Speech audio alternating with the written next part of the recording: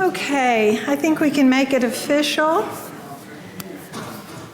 Good evening, I'm Terry Thornton. I'm Curator of Education here at the Modern, and it's my pleasure to welcome you to Tuesday evenings at the Modern. Tuesday evenings is a weekly program that I am so proud to announce is free and open to the public.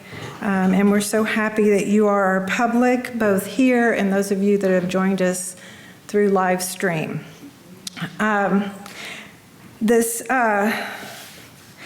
season, we run, there are 8 lectures each spring and fall, and this season we run through April 11th, with a lapse for spring break on March 14th, in case you're taking notes, and a special program that I want you to kind of be on the lookout for on Saturday, April 8th. It's one that couldn't fit in the schedule, so it's going to be on that Saturday. You can find the entire schedule on the Modern's website, or you can pick up a Tuesday evening card at the info desk in the lobby, and you can. It makes a great bookmarker. I'm just going to say, if you're into the physical thing, it's a nice thing to have.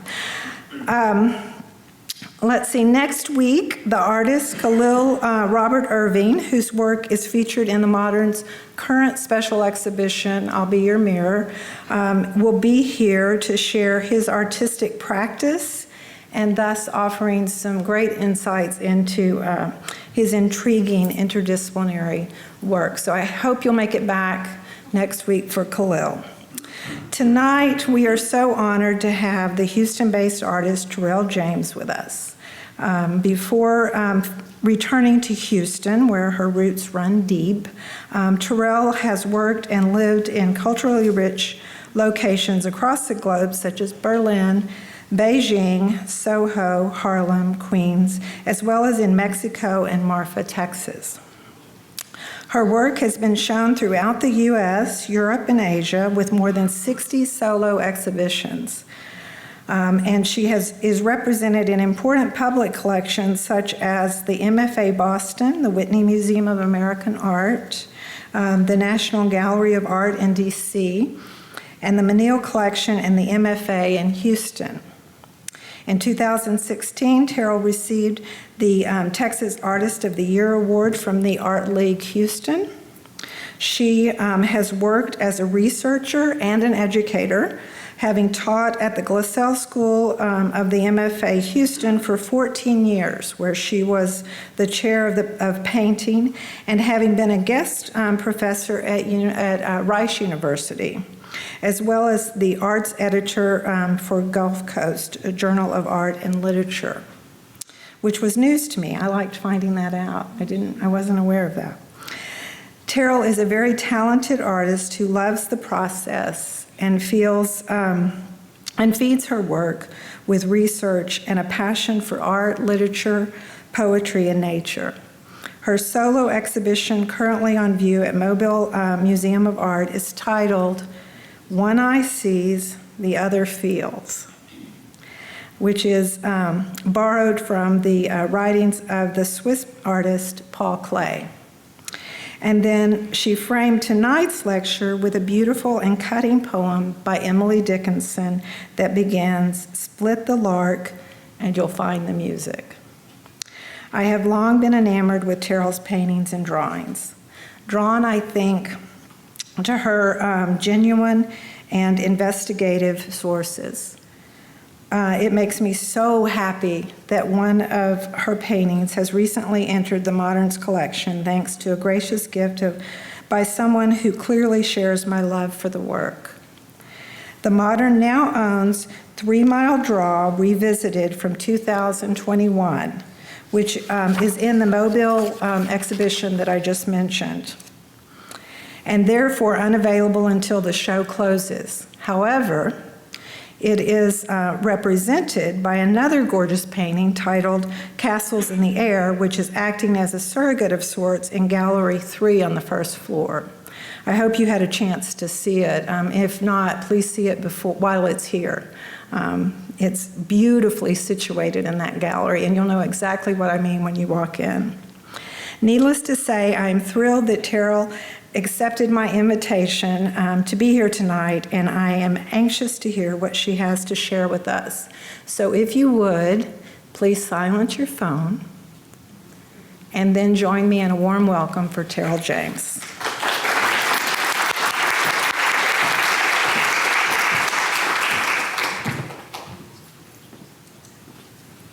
Well, hello, everyone, and thank you for being here for the talk I've prepared for tonight.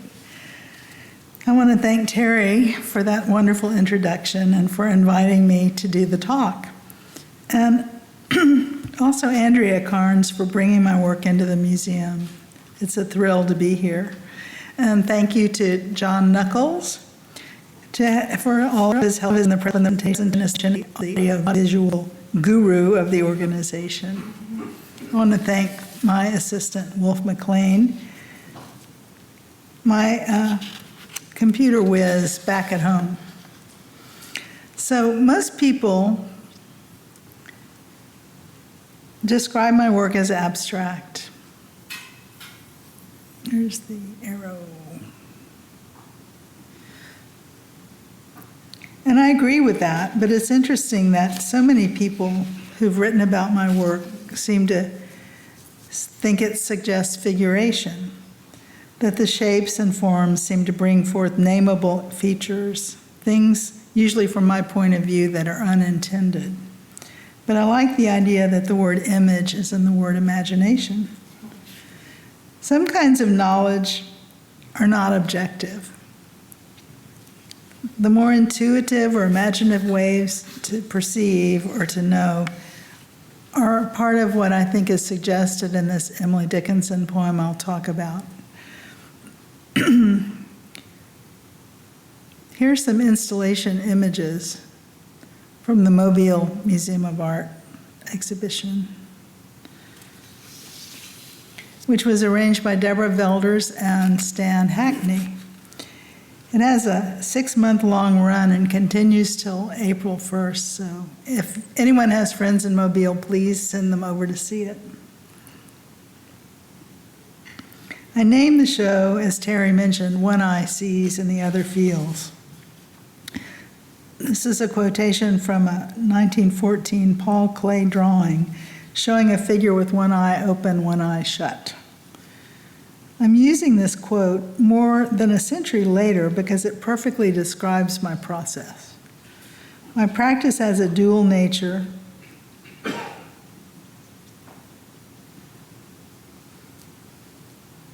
Often working from specific sites, both near and far, but also exploring the more intangible zones of exchange. As Allison Green has said, she wrote this in the Mobile brochure, where memory, intuition, and identity reside. This zone of awareness, perception is instinctive in this zone and intuitive, even primal. It's sensed almost without language, grounded in a sensorial and phenomenological formless potential space. We could call it feeling. I will revisit the idea when I close talking about the poem, Emily Dickinson's poem, Split the Lark. There are ways we know things that are beyond empirical, provable fact. As Hamlet says, there are more things in heaven and earth, Horatio, than are dreamt of in your philosophy. That philosophy was referring to science. This perceptual soup, there can be a sort of sense of time shifting or deja vu. So here I will talk about a series from 2002 called Ruffignac, after the cave in southwestern France I visited during my work on the series. I say during because somehow I had pre-imagined the globular extruded forms in the cave walls.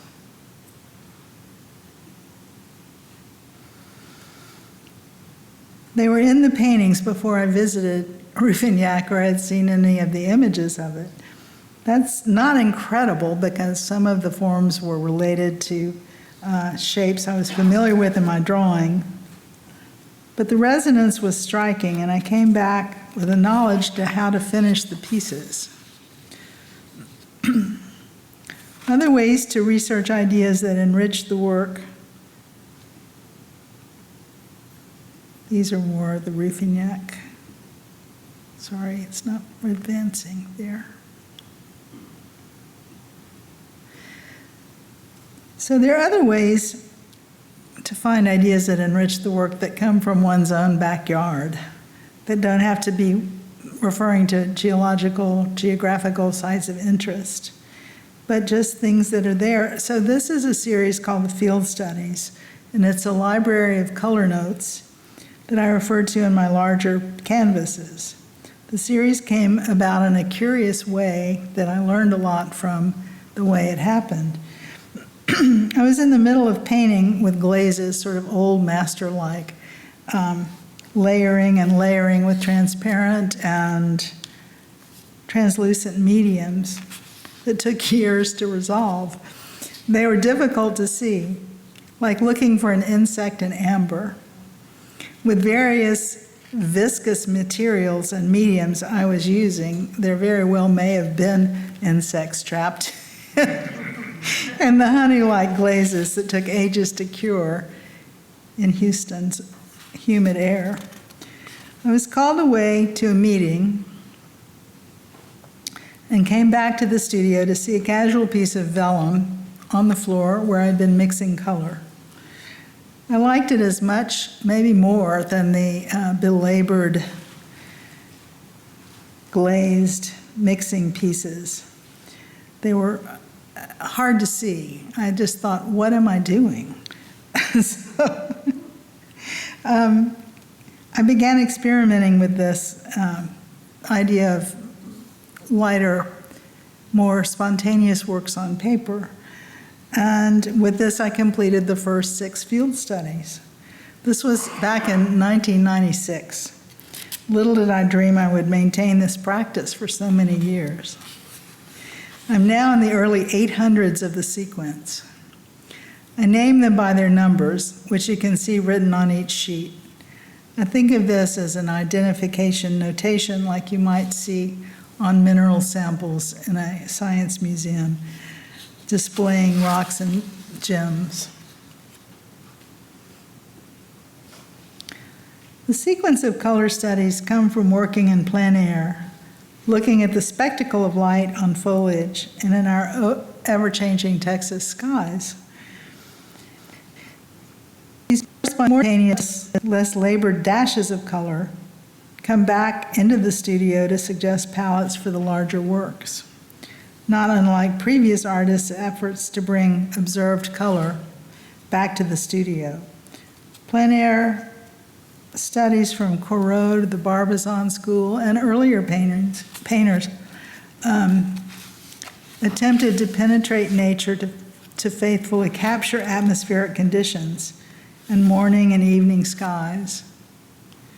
The changing light, bringing them back into the studio to refer to them later in canvas painting. So that's the color research that's preoccupied me for nearly 30 years. I want to thank Hiram Butler for encouraging that pursuit from the very beginning. I find it valuable to work in different materials. In fact, I'm known for exploring many ways of making artwork. Sometimes I've painted on large steel plates with acid, using rust and various chemical reactions. I've loved printmaking. I've editioned more than 100 prints. I think monoprinting is ideal for painters, delving into printing. I've worked in clay and lost wax methods in bronze, which these pieces are. I find that one material gives inspiration for another. A clay vessel may jump into a drawing on linen. Here are several of my cast bronze pieces from a series earlier called Family. I wanted to see things off the wall that might be congregating on the floor, in the corner of the room, like meandering rocks and sea creatures about the size of pieces of fruit.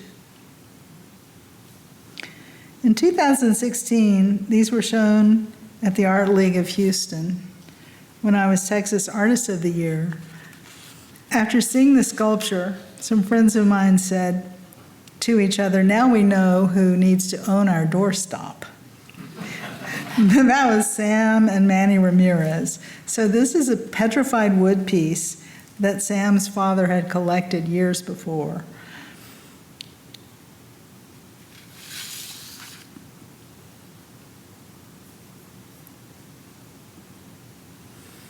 So here you see a drawing working with that.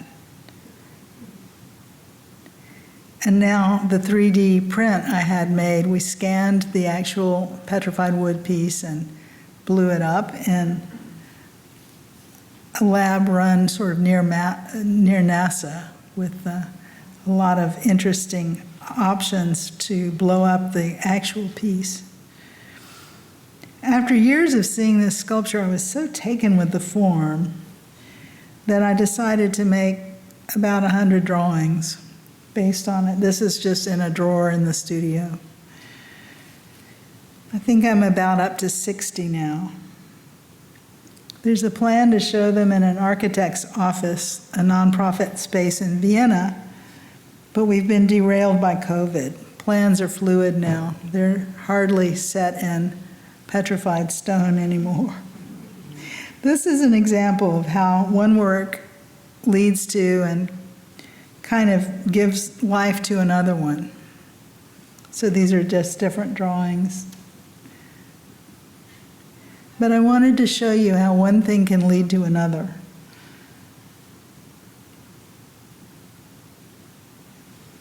From my older sculpture to the petrified wood gift and the ongoing drawings of that object. So staying open to the materials, I think, keeps us fresh as artists. Tug is a painting called Tug that I did after looking at my dog, Tug. You can see ears, paws, haunches. A kind of good, breathy, linear energy in this one. This painting is called Hover, also a verb, named for the strong form hovering over the elaborate color field. A lot of the work on this painting was done with palette knife. Here's Retinue, which some of you may have seen this in person. It's been installed a couple of times over the last 4 years at Barry Whistler Gallery in Dallas. It's large, it's 9 by 12 feet. I see it as a retinue of figures huddled together, about to take some sort of action. The line work is very free and loose. The intensity of color comes from a special liquid watercolor mixed with vinyl, made by the Brooklyn paint maker Robert Doak. My artist friend John Calloway introduced me to Doak's supplies. Again, it opens things up quite a bit when experimenting with new materials.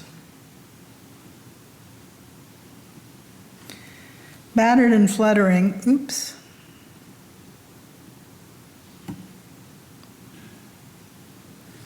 I did this piece outdoors on a long deck of an old lighthouse keeper's house on a dune overlooking the Atlantic. This was on Bald Head Island in North Carolina at a residency provided by the Cameron Art Museum in Wilmington. Nature played a part in this wash of acrylic. The wind knocked over my jar of dirty water and provided the great sweep of a gesture at the top right.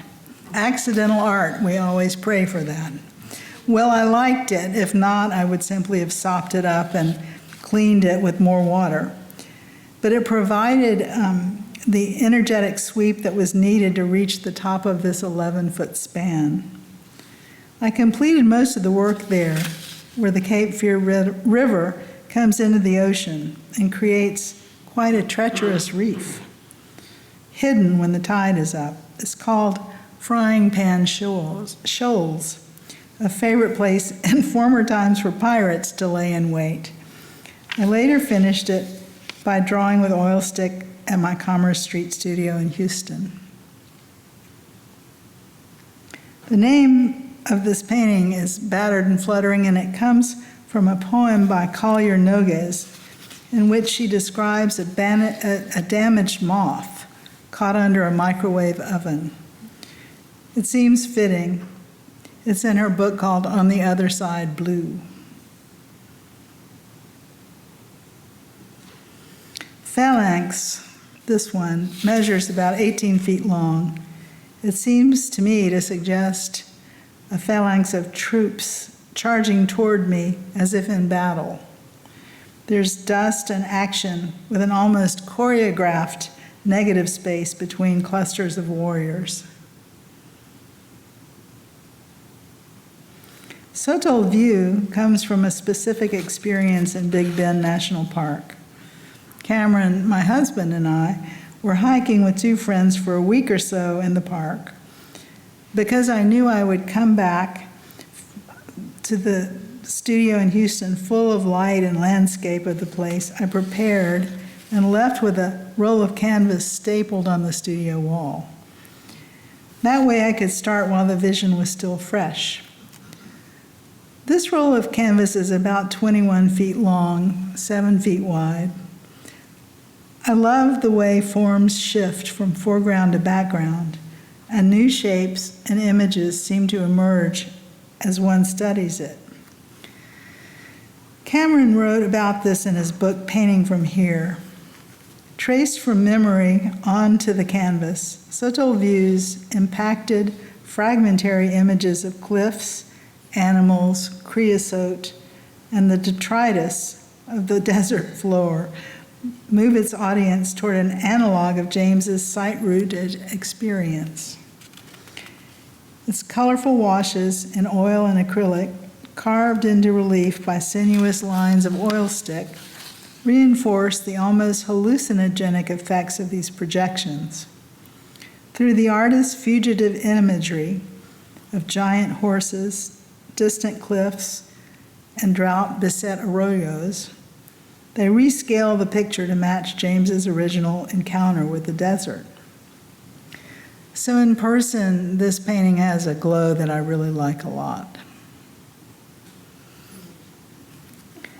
This piece is called Tidal Threshold, and it's based on some landform, waterform near Wilmington, North Carolina as well, and it has a sense of water, island, water, sandbar, and more than the Atlantic Ocean. So it has a sort of stepped water and land experience. Of course, we have to think about Monet's water lilies when we see this picture. I'm sure that's been a big influence for me and throughout my life, those paintings. And this is a piece called Maritime Forest. It came from visiting the woods of North Carolina near Wilmington also. And we'd just gone through one of our devastating hurricanes that flooded everything, including Galveston Island, which is near my home. And it suffered destruction of most of its plant and tree population from that water. It's because the water standing was from the Gulf of Mexico, so it was salt water. Maritime forests in the southeast interested me because they withstand salt water along with fresh water. I wanted to create a stand of these tall hardwoods with the 3 panels that could be hung to give the feeling of entering a living forest, and to give the illusion of space that invites the viewer to imagine entering in, through and even behind the panels. They're 17 and 14 feet tall and can be hung at variable ceiling heights at specified angles to each other. Their dimensions vary according to the site of installation. They work kind of like a stage set. This last picture shows Josh Posda at Hiram Butler Josh Posda Gallery several years ago. And now I'll show some more paintings. The first one here is called A Piece of the World and dates from 2019. It came from a source one would not suspect, nor does one need to know this. But to give you another way into my imagination and method, I'll tell you. I was looking at a very old black and white catalog of Rodin's plaster works in his Paris studio. This lowered landform at the bottom of this painting comes from my drawing of one of the burghers of Calais, one of the casts in plaster, seen in my studio turned on its side. I love Rodin's work and often draw from it. The Gates of Hell is a favorite. I have hundreds of photographs I've taken from exhibitions of his work that I hope to work from in different ways eventually. But the landform at the bottom gives way to a floating echo above it. And in the middle ground of the painting, it's a kind of shadow self, Plato's cave duplicate, and that gives way to a third tier, a cloud and rock image of the firmament at the top. It's a kind of secret sharer. Well, 4 years later, in 2022, I revisited the composition with this piece, which is called Newcomer. Can you see the similar shapes? The newcomer here is the blue interruption, the vertical sac shapes. Here's an example of further exploration of a painting, giving form to a second painting. There was more to a piece of the world that I wanted to explore, to push to a new level. Next, I have Rinsing the Eye, which is a favorite painting of mine, and it's from 2018. There's a sense of floating and grounded space in this piece. I like focusing on the egg shape, half red, half tan, in the middle right, small, about the size of an egg. The way it seems to have broken loose, free from gravity. It has a life of its own. The landscape of the piece can also give way to the image of a still life or a tabletop. There's a lyrical, almost melancholy tone to this painting, perhaps. The title, Rinsing the Eye, comes from a May Sarton poem. We must rinse the eye of sorrow. Sarton's just learned of the death of an old dear friend and has become sad, burdened with a kind of gloom.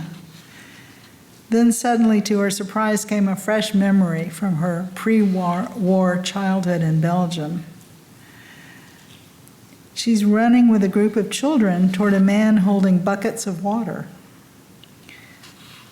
They are to take the water to a flower bed behind them, to run to water the flowers. A sort of amazing, out-of-the-blue, fresh memory came to her and allowed her to rinse the eye of sorrow. So this poem called Rinsing the Eye, which I always loved, came to me when I was trying to name this painting. So people often ask me, how do I come up with names of paintings and what do they mean? How does it resonate with me? Well, I keep lists of phrases and ideas that I read that I want to remember. And I read poetry nearly every day. I find it a way to prime the pump, to get to a deeper place quickly. It's as though in a few stanzas we gain the knowledge and powerful observation of a life, the life perceived by the poet. The way a stream of light crossing a kitchen table can suggest the essence of a lifetime, the awareness of time passing.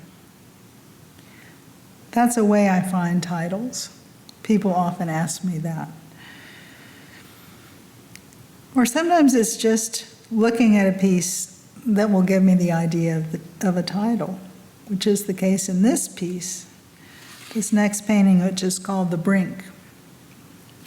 That was the name of my paternal grandmother's parents' house in San Marcos, which was on a rise above a deep, long slope at a ledge with a drop below it. There was a short stone wall to prevent falling over the brink. I thought it was a great name for our family's house, living on the brink. It captures a kind of grim humor we share. I had no plan to paint this geographic feature, but looking at the picture plane after it was finished suggested the brink, the slope, the sense of horizon and drop from the top edge reminded me of the actual place. So you see, memory comes through here in the naming of the piece with the recapture of the place in my mind's eye. Renda, can you see it? The next piece is called A Thin River. It has layers revealed through the center. In fact, it was painted earlier, never finished. Then I found it in the studio racks and revisited it. The cadmium red medium forms at the center and bottom constitute the earlier work in acrylic. The later work, covering most of the surface, is oil paint. Most of what we've seen tonight is oil painting and canvas on canvas and on linen. But this piece I particularly like. I love the energy of it. There's a resonance in the form of a thin river and the brink. Can you see that?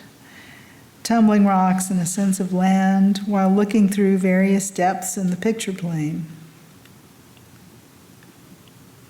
Next comes Pueblo, another reference to a specific place, the Taos Pueblo.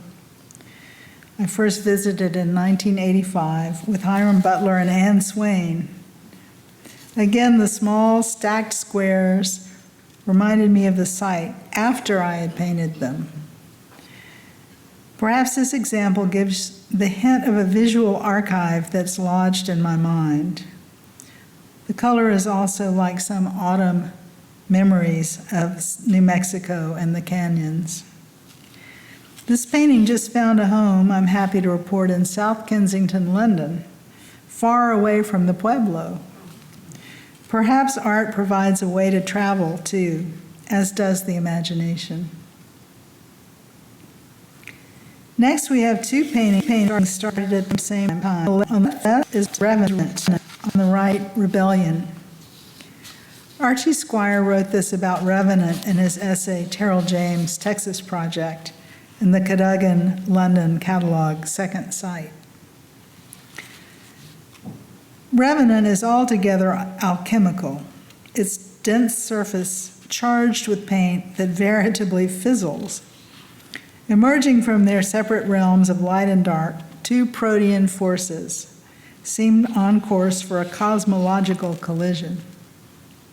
The moldered rococo hues of the lower half are juxtaposed with the blue torment above it, across which anxious flickers of red are the color of dried blood. By its centrifugal momentum, the composition directs us inward at the same time as it throws us out. James herself recognizes a seaborne tornado in the dirty mustard form, implying with her observation an aerial viewpoint that is denoted on the left of the canvas by a pair of gray eyes bisected by blue. But she also suggests the possibility of a double vision, of eyes watching the viewer, eyes, moreover, that are concealed behind reflective lenses.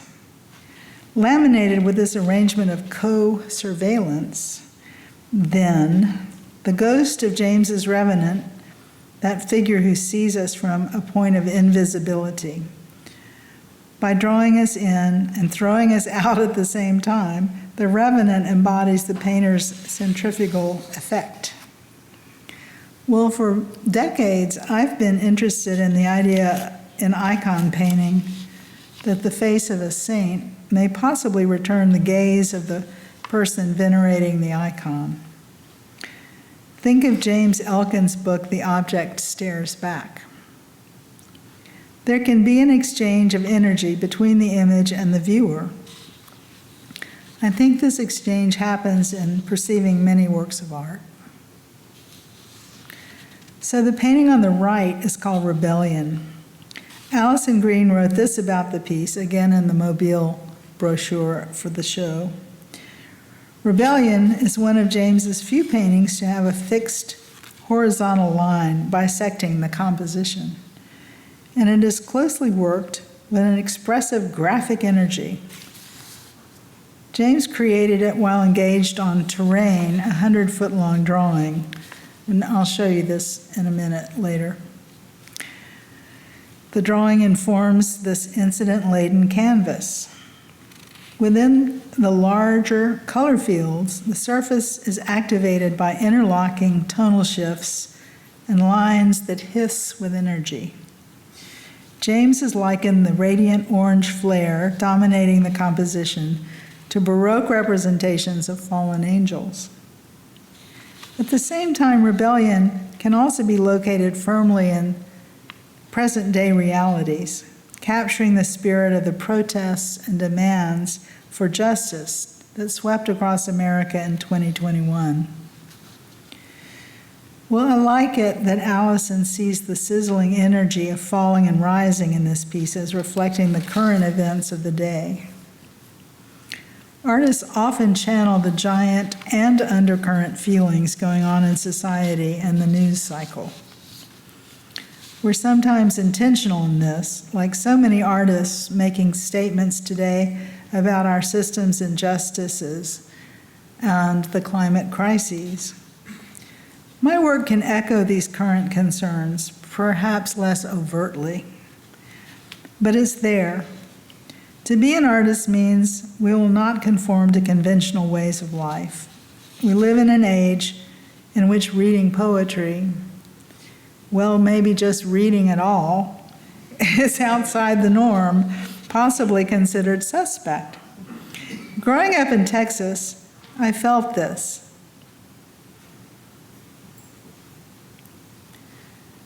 Though I came from a family of readers and writers, I was the odd child not reading all the time but drawing. I was lucky because my mother's father had a large printing business, so I always had realms of paper taller than I was to draw on.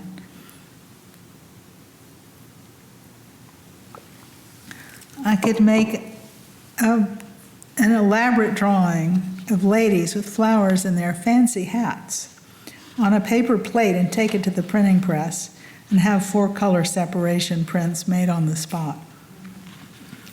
That and the encouragement of my parents certainly contributed to my being an artist. No one ever said anything about practical concerns, like making a living. So I was very fortunate in my family and their emotional support. That surely gave me a grounding, a kind of confidence. That and the fact that I can always talk. My mother said I kissed the Blarney Stone. So I'm going to digress now. What you see on the screen is the beginning of an installation shot of this 100-foot drawing called Terrain, which I was making at the same time as Revenant and Rebellion.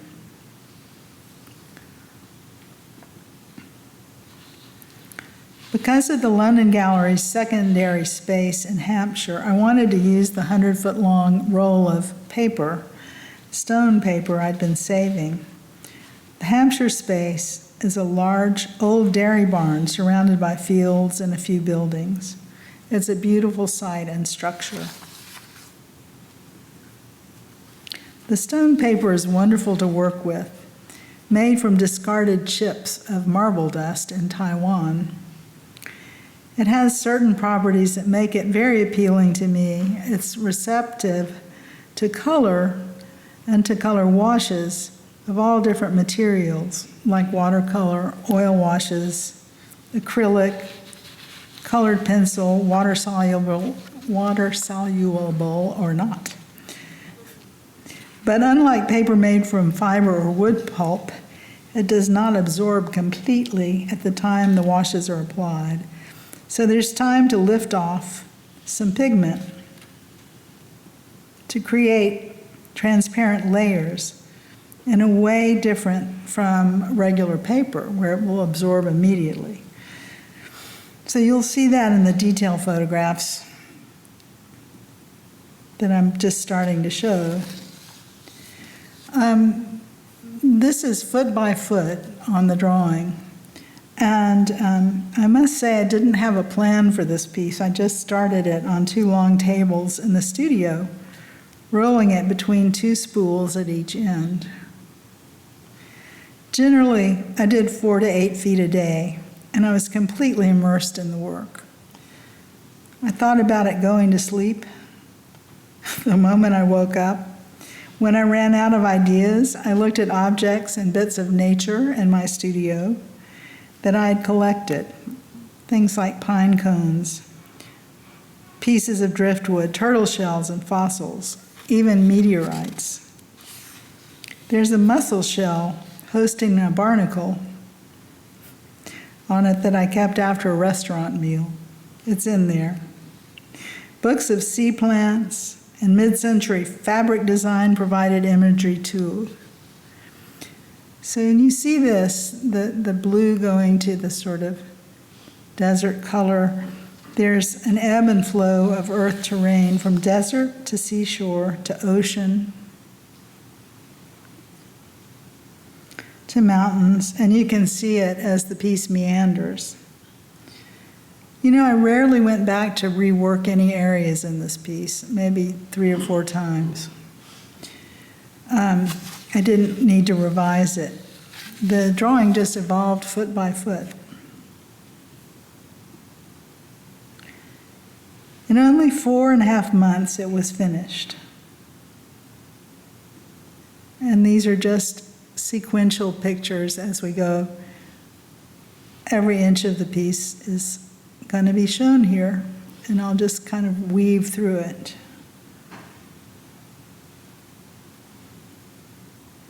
I love that form on the left that's kind of like an angry fossil coming out.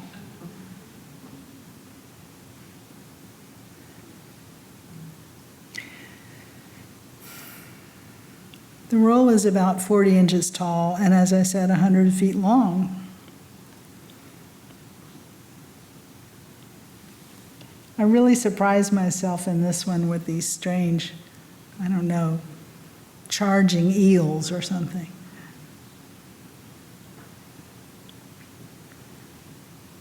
And now we're getting toward the end, looking at images of coral, things in the sea. And then suddenly it quietly ends. So now that you've seen the details, here's another installation picture, just so you can revisit it.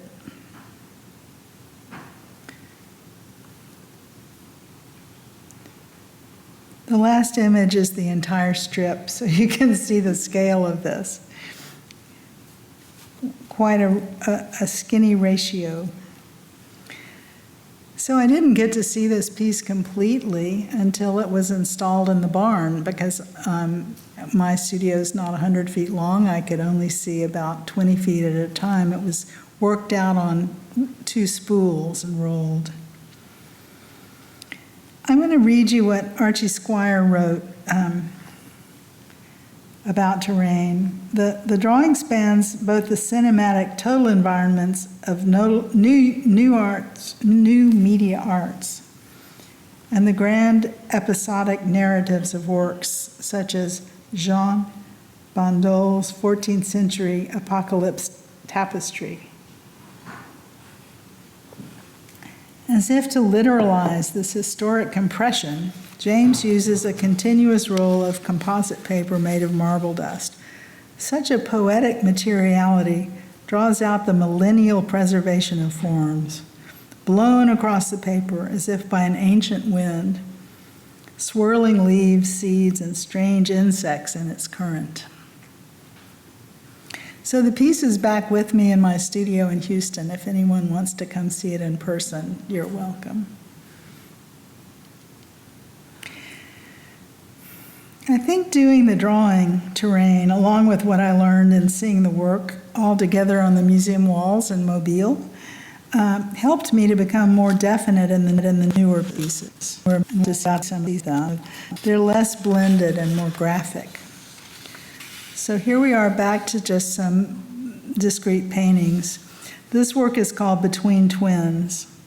The yellow forms are talking to each other and understand each other. They're communicating as twins do, perhaps before birth. There's a sympathetic and empathetic understanding between twins, which I've observed. The next two images are 66-inch squares, which is a size I often use. It's about my height. Well, I'm 1 inch taller than that. But the one on the left is called Perimeter.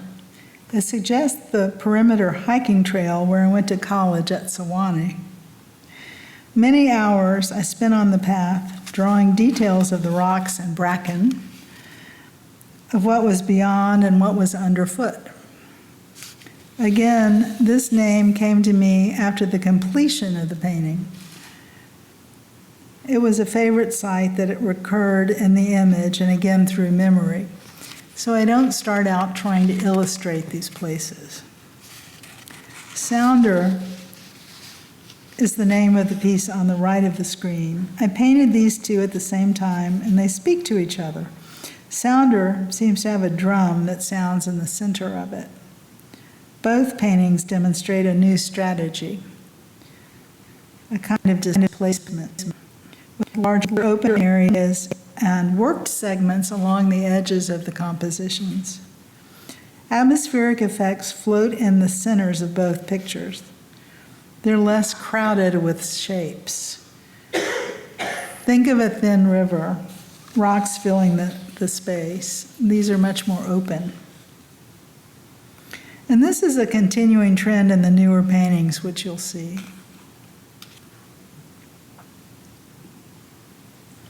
Next, we come to the 66-inch square painting that's installed here at the museum. It's called Castles in the Air. So here I imagine distant buttes, canyons, the suggestion of architecture in the upper left corner, and numerous organic forms, seeds and seed pods, floating between the suggested landscape painting spaces. I thought the idea of imaginary, unattainable visions or schemes that will never come to be realized might be suggested in the floating spaces here. So that's how the title came to be, Castles in the Air.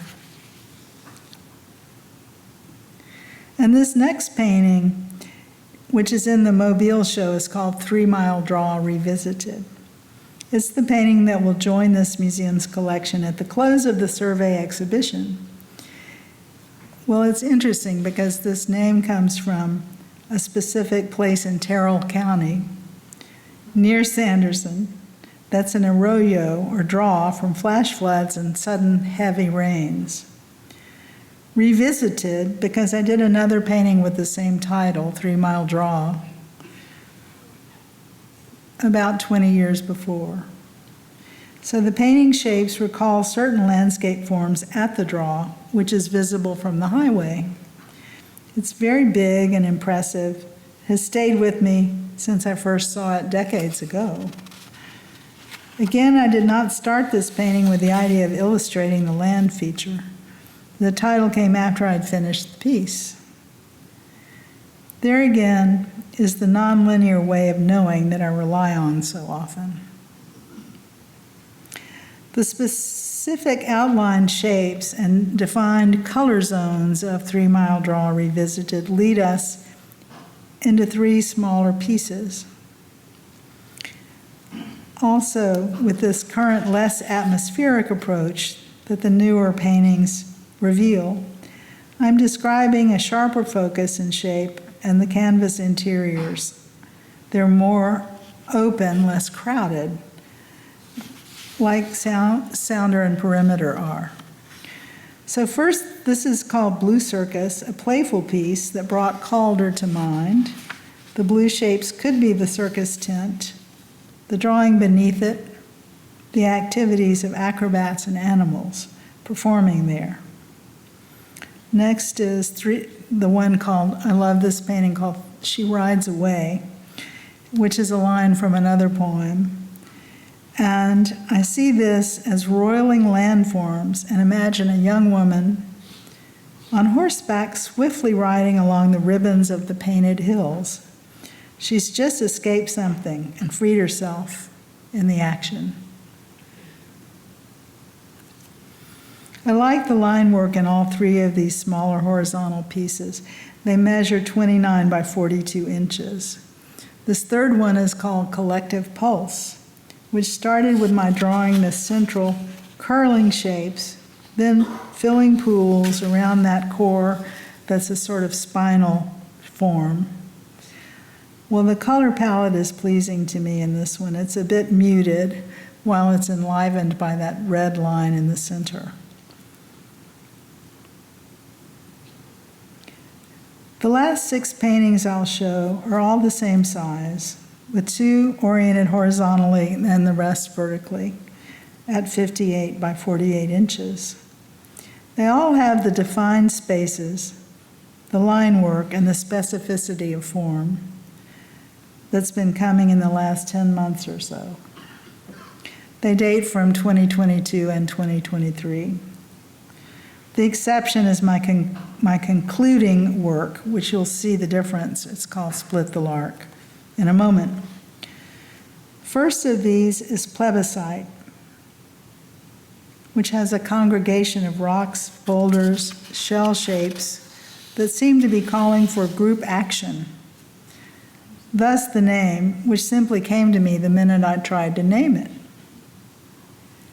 I even had to look up the word to see what it was telling me. Several of the shapes in this piece recall certain shapes in Eva Hess' sculpture and drawing that I admire. The split wand or bone in the lower left, and the divided bone or fossil shape in the lower right are what I'm talking about in this comparison. I've been looking at Milton Avery the last year, and this will show in the next pictures, I think. First is Ways to Disappear, probably one of the most clearly landscape-driven images and pictures in the group. A cliff, boulders, a lake. Again, similar palette and gesture, to my mind, as in She Rides Away. Wayfarer suggests a long walking tour by a wood or a river, with playful reds and pinks floating off from land to sky. I like the vacancy created by the white dividing line, jagged on the bottom right, that leads the eye from one zone to another in the illusory space. I went to Amon Carter today, and there was a marvelous Arthur Dove with a similar vertical line, sort of landing in the middle of a painting. It reminded me of this white line. With sciences, I'd been moving around a stack of books the morning I went back to paint on this already halfway finished painting. And the book opened, it was a book of Bosch and Bruegel drawings. And it showed a detail from van der Weyden's Descent from the Cross. It's at the Prado. I was struck with Mary's veil or headdress and wanted to draw the swaddling on her head down to her shoulder. There's an unusually for me specific quotation here, and I thought it would be interesting to show it to you. So there it is in the painting. The disciples, the name of the painting is Disciples, are the congregants, the gathering cloud-like shapes at the bottom. To me, they're awaiting a proclamation from the darkest rectangular form at the bottom of the center of the painting. Cleft is suggestive of the cleft in a rock, a large landscape seen from a distance, but here it's somewhat flattened. The lavender blue cleft in the rock could also be a stream. Again, I especially like the color palette in this one. This is La Reina, the queen. Has an openness that gives a monumental scale to the figure. Crowns, castle elements, tarot card imagery are in this painting. She came together quickly. The artist here will understand this, how somehow the painting seemed to paint itself. It was almost as though it came through, sprung from the head of Zeus full blown. And that's always a thrill. It's the best moment when we're working and somehow just become a conduit to the finished piece. It's like taking dictation. And last, here's the painting called Split the Lark. You see how much more blended and fluid and nonlinear this one is. It has a flow that works, along with a sense of urgency, maybe a hint of tragedy behind the curtain. So I'm going to read the poem again. Split the lark and you'll find the music, bulb after bulb and silver rolled, scantily dealt to the summer morning, saved for your ear when lutes be old. Loose the flood, you shall find it patent. Gush after gush, reserved for you. Scarlet experiment, skeptic Thomas, now do you doubt that your bird was true?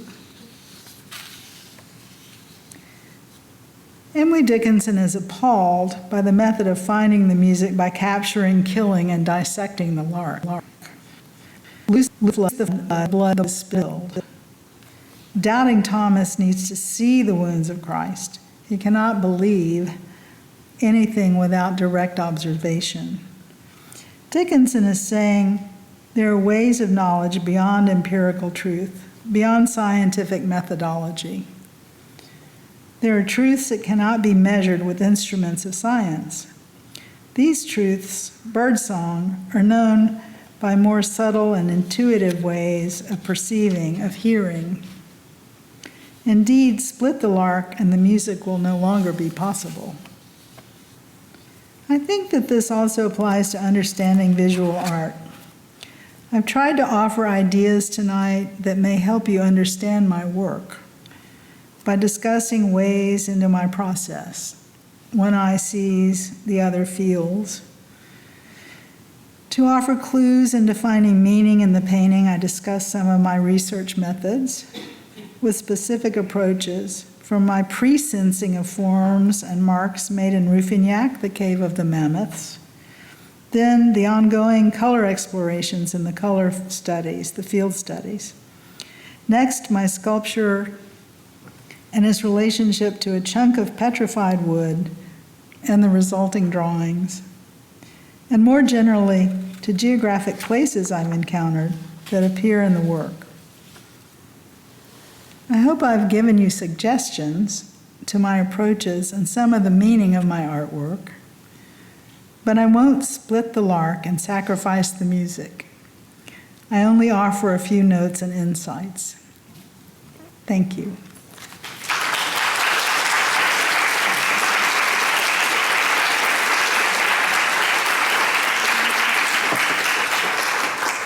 Do we have any questions in the audience? We'll have to sometimes talk about writer's block. Do you ever have painter's block?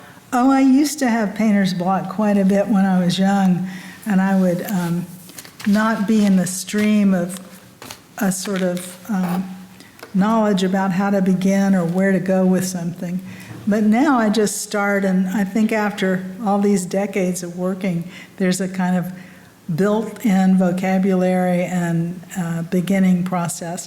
Now, I do notice that after the end of an exhibition, like this one coming up, that's the largest one I've ever had in Mobile, I may need a little time to process and learn from what the seeing all the work together in the walls taught me, because there's always a new revelation when you've had an exhibition, I think.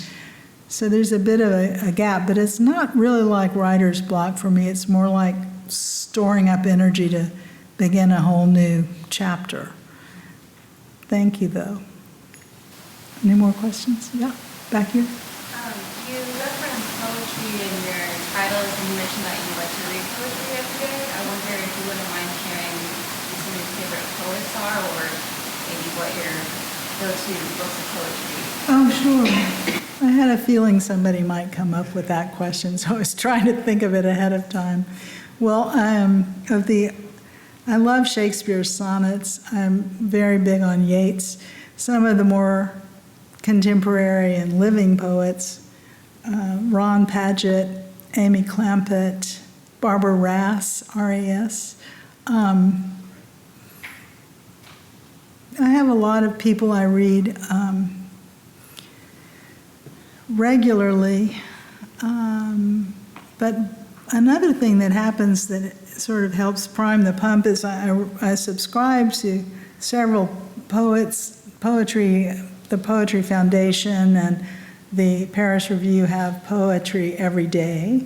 So that's kind of nice because it's a random filling of people. I love W.S. Merwin. In Texas, Naomi Shihab Nye. Do you have some poets? Mary Oliver. What about you? Mary Oliver. Oh, she's so great with nature. Any more questions? Where's Luke? I thought it was so interesting, given your process, your use of the 3D printing, and I'm wondering if there's any other instances of you using such outlier material. Well, you know, working with big sheets of steel and wild washes of acid and walls in our house that are 30 feet long. But that's the first, the one and only 3D print I've done, and I have to, in some ways, give credit to my studio compound mate, John Calloway, because he's been working a lot with 3D printing, and he's actually he owns a couple of printing machines that some engineers that used to be with NASA run down at the Bay, and they are large. They're 3 by 3 by 3 foot squares. So unlike what you usually see, these small prints, he can do very large things. And so we scanned the petrified wood piece and had it printed at twice its size. It was interesting, though, in drawing it, a lot of the sort of chiseled, deeper lines that almost seem to be engraved into the stone are gone. So it has this strange kind of flow and softness. So that's influenced the drawings, too, just the way the shadow falls differently. But I think, like I was saying, I think working for artists, working continuously exploring different materials really opens things up. And one thing leads to another, like, you know, the old bronze sculpture leading to the gift of the petrified wood piece and then the drawings. And, you know, it's all the way one thing leads to another. So back in the back. There was a question. Nope. Anybody else? No. Terry. I've been sitting here thinking I can ask you this at dinner, but I want to throw it out there because what is your relationship with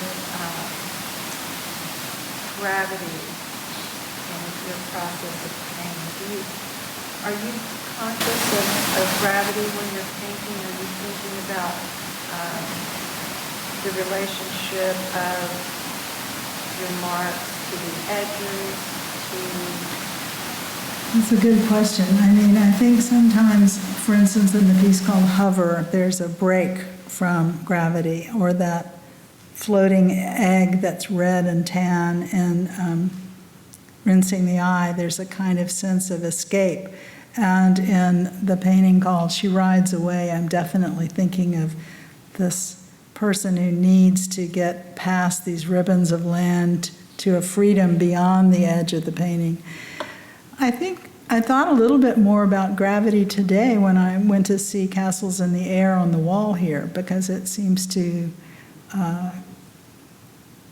have floating organic elements at the same time there are these sort of hints of buttes and architecture and these different spaces. So I think, Nora, it was you who said there's this kind of interesting depth in the paintings that is a suggested breathy space. And that might be a little bit unlike what we think of as gravity. There's a kind of floating quality. And years ago, there was a woman who had a space, I think it was in Connecticut, but it was always working with Asian work and mostly Japanese work. But I was the one Westerner she included, and she said she felt like I had a kind of floating world Asian space in the work. So that's a little bit ungravity bound, I guess. That's interesting, yeah. What do you see? Well, I've been thinking about it, which I'm sure you get this a lot, but I've been thinking about it in relationship to Cy Twombly. Oh, I love his work. I'm sure you do. I see that to me, the two of you speak a similar language, but you're not saying the same thing. But that idea of, his kind of defiance of gravity. Like He does defy it, doesn't when he? it gets weighted, it feels like he does something to negate it. And with you, I was wondering if that, because I see it come in and out with you, but it feels like that the different elements are not obeying the same laws of gravity, like they all have their own, maybe. A perverse anti-gravity gravity, yeah. And I love the way Twombly will use language right in the pieces to kind of create a different space. And our mind reads it differently because of that. Yeah, that's a good point. Yeah. Anybody else? Huh. Do you tend to paint on the wall or on the floor? Oh, almost always vertically on the wall, unless it's on paper, which I like working directly down onto the drawing. And of course, that 100-foot-long drawing, I didn't have a wall that long. So that's on these two big long scrolls, and that was all flat. It makes a big difference, and that also affects the idea of gravity and what you're looking, if you're looking from a distance. But these paintings are mostly a little too large to work on flat. George? I have a question. When you were working on the 100-foot drawing, you had it on a table with two rolls at either end of the Exactly, table. like spools. Did you always stay on one side of the table, or did you go around the table and work at it from the other side? I did go around and work from the other side in several areas, especially with the washes, to sort of counteract a weightedness at the bottom side. Yeah, I was able to walk all the way around the way the tables were set up, so I could work from both sides. Perceptive question, thank you. Anybody else? Yeah. Yeah, I'm curious if you could talk about the difference between what you talked about, sort of the intuitive, pushing the paint around, finding things in that process, versus maybe the petrified wood, where you have something in space that you're referring over to. Well, it's kind of a relief when there's something actually in front of me to look at and to draw. And I've talked to several painters, friends in Houston who are abstract artists, and they say, oh my gosh, wouldn't it be fun to go back to working on a still life, and when it's wrong and when it's right. And somehow looking at that piece of petrified wood, I could turn it around, look at it from above, look at it from below, and see different things. So it's kind of appealing to actually use that eye-hand coordination and what you see. And then that jumps into the form in the paintings because I've chiseled my eye again and looking that way. But it's I still think there's an intuitive aspect to wanting to look at that petrified wood piece because it has to do with the whole history of the planet and compression and what happens with the elements and time. And I think time is something that's really interesting to me in a lot of my work. So it still has I mean, the appeal of working from that piece of petrified wood has a kind of intuitive level, which is what it means to me. Otherwise, I wouldn't be working with it. So, anybody else? Yeah.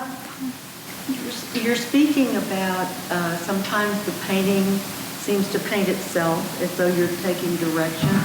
I've heard songwriters say things like that, but I haven't heard many painters. Do you know, have you spoken to other people? Oh, yes. A lot of Almost all my artist friends, it's like you have to work and work and work, and it's difficult, and you can't get it, and then somehow something breaks through, and you get in this zone, and that's when the magic happens. It's like the muse is singing, and you're just taking dictation. So I know people, many of the artists here who I'm friends with have said that that happens at magic moments, but you have to kind of go through a lot of drudgery and failure to get to that. So when the muse is singing, you want to really be there to take dictation, to listen to her. Yeah. Way in the back. Is there a specific moment you had in mind when you were doing this one?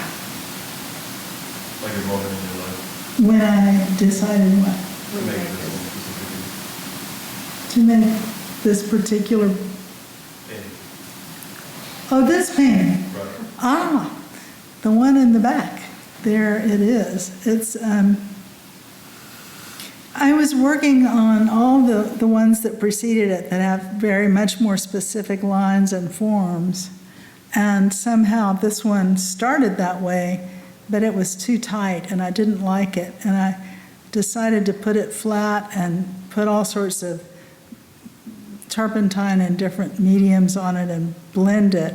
And then I decided to put these darker forms in. So it resembles a little bit some older work, but it has more crisp color and definition, like that strange sort of cone with the blue and white, that's new. So I would say it had to do with working my way through these more defined paintings and then using what I know from all the decades of my painting to make this one work. So it wasn't decided ahead of time to bring this sort of blended light into it. It was just a way to solve a problem with the painting, which I only knew about from painting for many, many decades. So it wasn't really a decision about a specific change. It just was the way the painting could be worked out. Anybody else? Well, thank you so much. I'm so glad you were all here. I appreciate it.